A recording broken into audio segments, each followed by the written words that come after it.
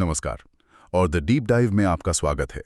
आज हम एक ऐसे सवाल से जूझने जा रहे हैं जो शायद हम सबको अंदर ही अंदर परेशान करता है। हम अपने काम में, अपनी पढ़ाई में, रिश्तों में मेहनत तो पूरी करते हैं, पर फिर भी एक तनाव, एक चिंता, असफलता का डर, ये सब हमें घिरे रहता है। तो क्या इससे बाहर निकलने का कोई रास्ता है? काम को बोझ नहीं, बल्कि एक खेल की तरह देखने का। इसी सवाल का जवाब ढूंढने के लिए आज हम श्रीमद् भगवद गीता के चौथे अध्याय की गहराइयों में उतरेंगे। हमारे पास जो स्रोत सामग्री है वो इसी अध्याय की एक विस्तृत व्याख्या है। नाम है ज्ञान कर्म संन्यास योग, और हमारा मिशन है इसके जो गूढ़ सिद्धांत हैं उन्हें आज की जिंदगी के लिए व्यावहारिक बनाना। क्या ये सदियों पुराना ज्ञान वाकई आज हमारी मदद कर सकता है? चलिए पता लगाते हैं। बिल्कुल। और इस खोज की शुरुआत वो अध्याय के नाम से ही होती है, ज्ञान कर्म संन्यास योग। ये तीन बहुत भारी शब्द लगते हैं, ज्ञान, कर्म और संन्यास। और योग का अर्थ है जुड़ना, तो मतलब हुआ ज्ञान और कर्म के द्वारा संन्यास को साधते हुए परम सत्ता से जुड़ना। अच्छा, यहीं पे मेरा पहला सवाल उठता है। कर्म और संन्यास, ये तो एकदम उल्टी बातें लगती हैं। एक का मतलब है काम करना, दूसरे का मतलब है सब कुछ छोड़ देना। तो इन दोनों को एक साथ कैसे? यही इस अध्याय का सबसे खूबसूरत विरोधाभास है। हाँ। और कृष्ण इसी को सुलझाते हैं। वो कहते हैं कि असली संन्यास कर्म छोड़ना है ही नहीं, हाँ। बल्कि कर्म को एक खास ज्ञान के साथ करना है। यह अध्याय असल में तीसरे अध्याय कर्म योग को एक नए स्तर पर ले जाता है। जहां तीसरा अध्याय कहता है कि कर्म करो, वहीं चौथा अध्याय बताता है कि उस कर्म को कैसे करना है। कैसे करना है? हाँ, मतलब ज्ञान की दृष्टि से, एक गहरी समझ के साथ। ये सिर्फ व्हाट टू डू नहीं, बल्कि how to be while doing की बात है। ठीक है, तो ये ज्ञान इतना खास क्यों है? कृष्ण अर्जुन को बताते हैं कि यह ज्ञान कोई नई चीज नहीं है, ये तो बहुत प्राचीन है। और यहीं पर अर्जुन वो सवाल पूछता है जो शायद हम सब पूछते, कि आप तो मेरे सामने खड़े हैं, मेरे समकालीन हैं, तो आप ये ज्ञान सदियों पहले सूर्यदेव विवस्वान को कैसे दे सकते हैं? और यहीं से अवतार की वो दिलचस्प अवधारणा सामने आती है। हाँ, और कृष्ण इसका बहुत गहरा जवाब देते हैं। वो कहते हैं, अर्जुन, मेरे और तुम्हारे बहुत से जन्म हो चुके हैं, मुझे वो सब याद है, पर तुम्हें नहीं है। वो ये नहीं कह रहे कि मैं कोई जादूगर हूं। वो चेतना के एक अलग स्तर की बात कर रहे हैं। वो समझाते हैं कि ये ज्ञान एक परंपरा का हिस्सा है जो समय के साथ कह सकते हैं कि खो गया था, और अब वो उसे फिर से स्थापित करने आए हैं। तो अवतार का मतलब सिर्फ एक दैवीय शक्ति का पृथ्वी पर आना है या कुछ और? उससे कहीं ज्यादा है। कृष्ण अपने जन्म और कर्म को दिव्य कहते हैं। और फिर वो प्रसिद्ध श्लोक आता है, यदा यदा ही धर्मस्य, जिसका सरल अर्थ हम सब जानते हैं कि जब जब धर्म की हानि होती है और अधर्म बढ़ता है, तब तब मैं धर्म की स्थापना के लिए अवतार लेता हूँ। लेकिन यहाँ धर्म का मतलब सिर्फ पूजा पाठ नहीं है। सही बात है। धर्म का अर्थ है ब्रह्मांड का संतुलन, नैतिक व्यवस्था, वो नियम जो समाज को, सृष्टि को धारण करते हैं। जब भी यह संतुलन बिगड़ता है तो चेतना का एक संगठित रूप प्रकट होता है, संतुलन फिर से स्थापित करने के लिए। कृष्ण का अवतार लेना उनका दिव्य कर्म है। कृष्ण के दिव्य कर्म की बात तो समझ में आती है, लेकिन हम जैसे साधारण लोगों के कर्मों का क्या? और यहीं पर वो तीन शब्द आते हैं, कर्म, अकर्म और विकर्म। और अक्सर सारा भ्रम यहीं से शुरू होता है। ये सुनने में जितने सरल लगते हैं, मुझे लगता है इनकी गहराई उतनी ही ज्यादा है। आपने बिल्कुल सही पकड़ा। कृष्ण खुद कहते हैं कि कर्म की गति को समझना बहुत कठिन है। बड़े बड़े बुद्धिमान भी इसमें उलझ जाते हैं। चलिए इसे आज के उदाहरणों से परत दर परत खोलने की कोशिश करते हैं। हाँ, क्योंकि एक डॉक्टर का इलाज करना कर्म है और एक चोर का चोरी करना विकर्म। ये तो समझना आसान है, असली पैंच तो अकर्म में फंसता है। बिल्कुल। तो कर्म हुआ हमारा निर्धारित कर्तव्य, वो काम जो नैतिक और सामाजिक रूप से सही है, जैसे एक सॉफ्टवेयर डेवलपर का अच्छी कोडिंग करना, एक टीचर का पढ़ाना, ये सब कर्म है। विकर्म वो है जो स्पष्ट रूप से गलत है, निषिद्ध है, जैसे उसी डेवलपर का किसी का डेटा चुराने के लिए कोड लिखना। ये दोनों सिरे तो समझने में आसान है। और अकर्म, इसका मतलब कुछ न करना तो बिल्कुल नहीं है, जैसा कि ज्यादातर लोग समझ लेते हैं। यही सबसे बड़ी गलतफहमी है। अकर्म का मतलब है कर्म में अकर्म देखना, यानी कर्म तो हो रहा है, दुनिया की नज़र में आप पूरी तरह से सक्रिय हैं, लेकिन आप भीतर से उस कर्म के कर्तापन और फल से जुड़े नहीं हैं। एक मिनट, यहीं पर मुझे एक बात समझनी है। कर्तापन के भाव से न बंधना, क्या इसका मतलब यह है कि हमें अपने काम का श्रेय नहीं लेना चाहिए? अगर किसी वैज्ञानिक ने कोई बड़ी खोज की है, तो क्या उसे ये नहीं सोचना चाहिए कि ये मैंने किया है? या एक सीईओ जिसने अपनी कंपनी को सफलता दिलाई, क्या वो उसका श्रेय ना ले? ये तो बहुत अव्यावहारिक लगता है। बहुत अच्छा सवाल है। देखिए, गीता अहंकार को मिटाने की बात नहीं करती, बल्कि अहंकार को विशुद्ध करने की बात करती है। श्रेय लेना मानवीय स्वभाव है, लेकिन उस श्रेय में अटक जाना वो बंधन है। अकर्म का मतलब ये नहीं कि आप कहें मैंने नहीं किया। इसका मतलब है ये समझना कि ये मुझसे करवाया गया है, आप केवल एक माध्यम है। वो वैज्ञानिक सोच सकता है मैं भाग्यशाली था कि प्रकृति ने ये रहस्य मेरे माध्यम से उजागर किया। वो सीईओ सोच सकता है मेरी टीम, परिस्थितियां और बाजार, इन सब के मेल ने ये सफलता संभव की, मैं बस अपना काम कर रहा था। अच्छा। इससे सफलता का अहंकार सिर पर नहीं चढ़ता और असफलता का दुख दिल को नहीं तोड़ता। आप स्थिर रहते हैं। मतलब एक्शन से डिटैचमेंट नहीं, बल्कि एक्शन के रिजल्ट से और मैं से डिटैचमेंट। लेकिन एक और सवाल है, हम सब काम किसी ना किसी फल की इच्छा से ही तो करते हैं। एक छात्र अच्छे ग्रेड्स के लिए पढ़ता है, एक कर्मचारी प्रमोशन के लिए मेहनत करता है। क्या गीता ये कह रही है कि हमें कोई इच्छा ही नहीं रखनी चाहिए?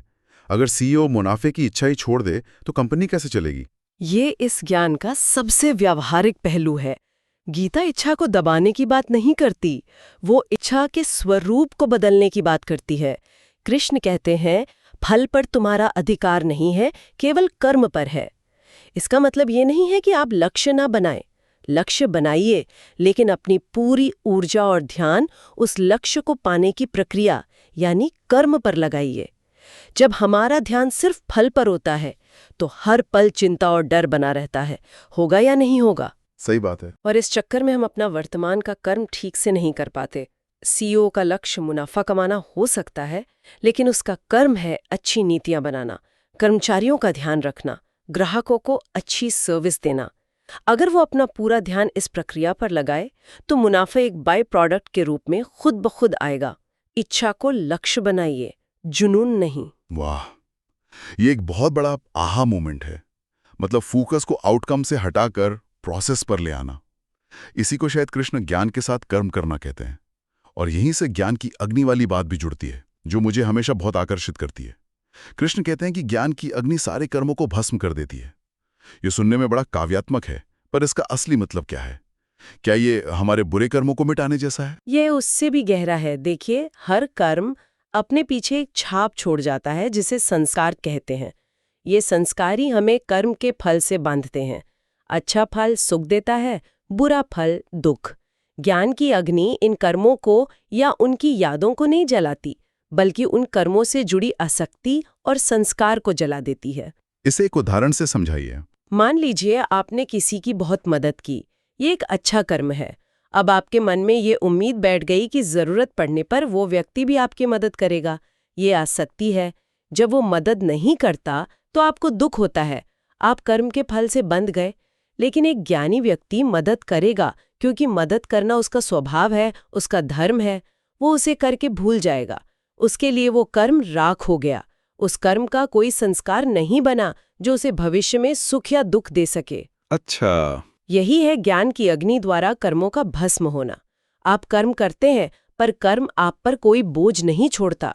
आप हर पल हल्के और स्वतंत्र रहते हैं। ये तो सचमुच स्वतंत्रता है।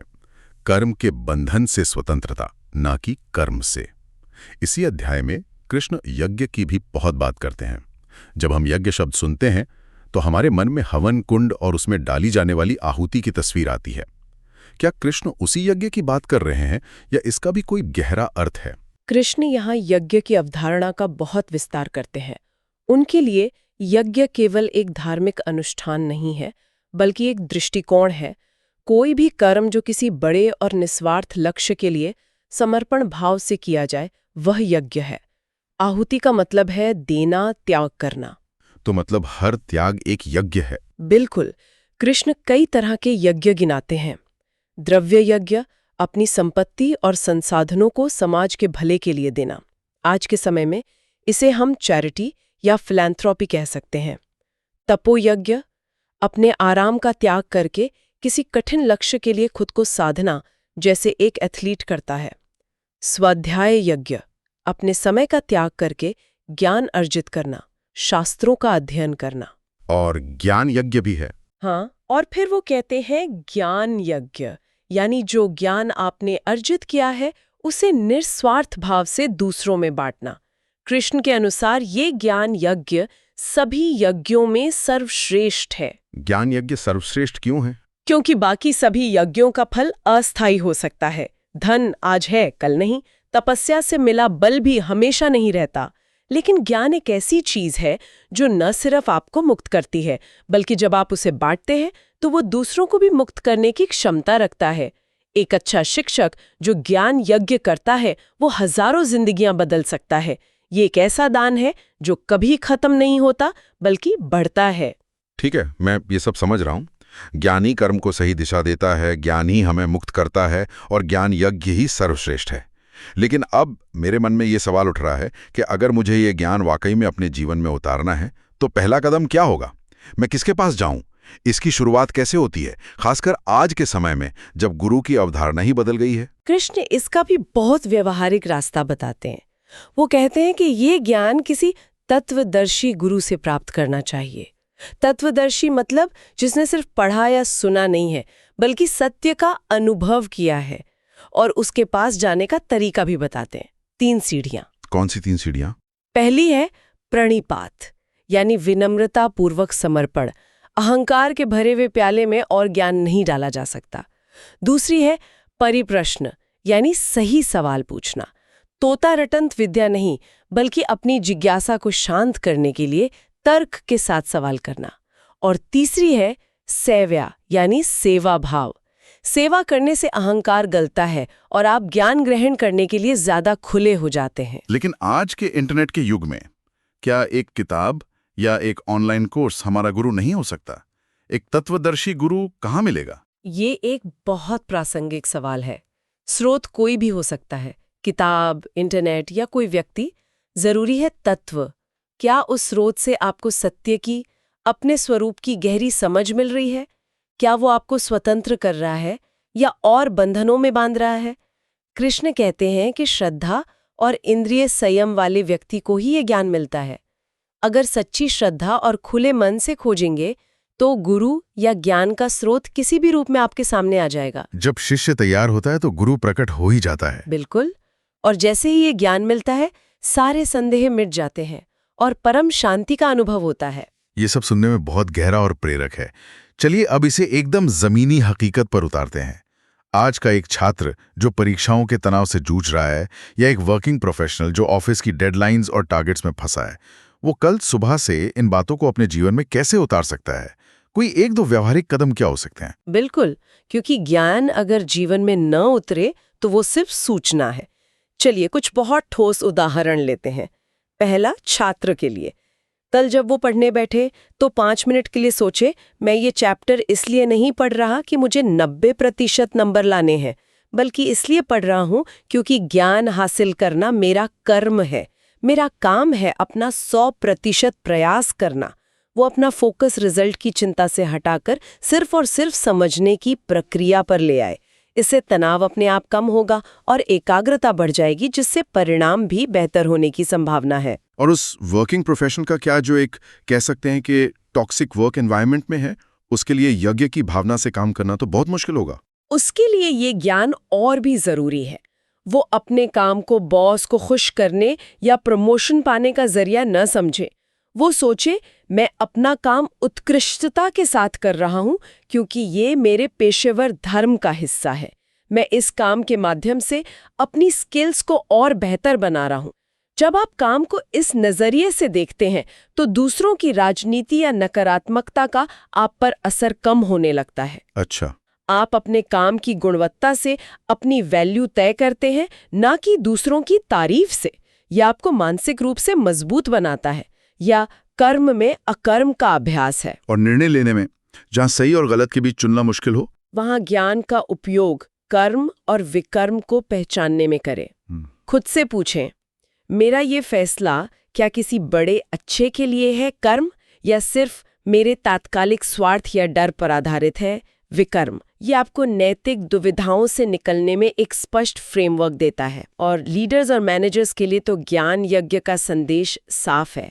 अपनी टीम को सिर्फ काम न दें, उन्हें सिखाएं, मेंटोर करें, अपना ज्ञान बांटें। इससे एक बेहतर टीम और बेहतर समाज बनता है। बहुत खूब। तो अगर आज की इस पूरी चर्चा का सार निकालें तो कुछ मुख्य बातें यह हैं। असली स्वतंत्रता कर्म को छोड़ने में नहीं, बल्कि कर्म करते हुए भी उसके फल और कर्तापन के भाव से मुक्त होने में है। कर्म को बोझ नहीं, बल्कि एक यज्ञ, एक अवसर समझना है। और शायद सबसे बड़ी बात ये कि ज्ञान ही वो आग है जो हमारी आसक्ति, हमारे डर और हमारे संदेहों को जलाकर हमें हल्का और स्वतंत्र बनाती है। यह हमें कर्म करने की एक नई तनाव मुक्त दृष्टि देती है। बिल्कुल सही। इस पूरी चर्चा का निचोड़ यही है कि जीवन के रण क्षेत्र में हमें लड़ना तो है, कर्म तो करना है, लेकिन एक योद्धा की तरह, जिसकी नजर अपने कौशल पर है, परिणाम पर नहीं। श्रोताओं के लिए एक विचार छोड़कर जाते हैं। इस चर्चा ने हमें दिखाया कि कैसे हम अपने काम को बोझ की जगह यज्ञ बना सकते हैं। तो सोचने वाली बात यह है, अगर कल आपको अपने दैनिक जीवन में कोई एक काम, चाहे वो कितना भी छोटा क्यों न हो, जैसे कॉफी बनाना या कोई ईमेल लिखना, पूरी तरह से अकर्म की भावना से करना हो, यानी बिना किसी प्रशंसा, परिणाम या स्वार्थ की अपेक्षा के बस उस काम को ही उत्तम रूप से करने के संतोष के लिए, तो वो कौन सा काम होगा?